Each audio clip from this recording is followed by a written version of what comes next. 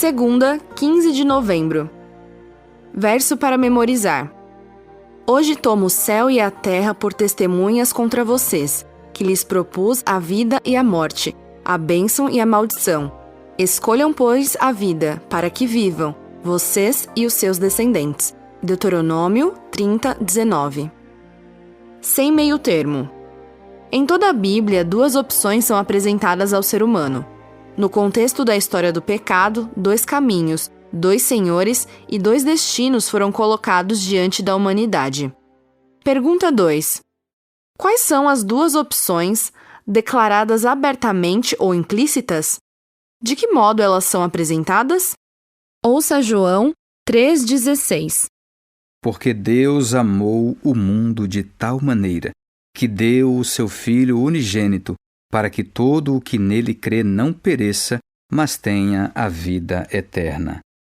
Gênesis 7, 22 e 23. Tudo o que havia em terra seca e que tinha fôlego de vida em suas narinas morreu. Assim, foram exterminados todos os seres que havia sobre a face da terra, as pessoas e os animais, os seres que rastejam e as aves dos céus foram extintos da terra. Ficou somente Noé e os que com ele estavam na arca. Romanos 6, 23. Porque o salário do pecado é a morte, mas o dom gratuito de Deus é a vida eterna em Cristo Jesus, nosso Senhor. Romanos 8, 6. Pois a inclinação da carne é morte, mas a do Espírito é vida e paz.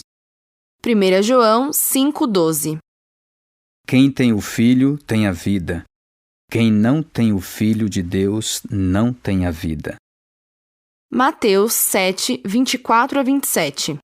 Todo aquele, pois, que ouve estas minhas palavras e as pratica, será comparado a um homem prudente que construiu a sua casa sobre a rocha. Caiu a chuva, transbordaram os rios, sopraram os ventos e bateram com força contra aquela casa, e ela não desabou, porque tinha sido construída sobre a rocha. E todo aquele que ouve estas minhas palavras e não as pratica, será comparado a um homem insensato que construiu a sua casa sobre a areia. Caiu a chuva, transbordaram os rios, sopraram os ventos e bateram com força contra aquela casa, e ela desabou, sendo grande a sua ruína. No final das contas, não existe meio termo para nós. Antes que o grande conflito termine, o pecado, Satanás, o mal, a desobediência e a rebelião serão erradicados. Depois disso, cada um de nós, individualmente, terá a vida eterna que Deus planejou para todos antes da criação do mundo, ou enfrentaremos a morte eterna, isto é, penalidade de eterna destruição, banidos da face do Senhor e da glória do seu poder. A Bíblia parece não nos dar outras opções. Qual será o nosso destino? Essa resposta depende de nós mesmos. Temos a escolha diante de nós, vida ou morte. Pergunta 3. Sobre a morte eterna, qual das opções reflete a verdade bíblica?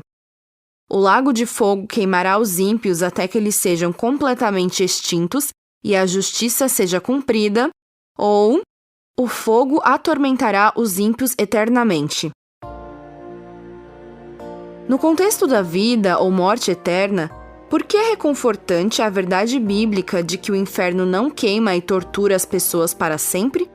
Se o tormento eterno e consciente fosse o destino dos perdidos, o que isso diria sobre o caráter divino?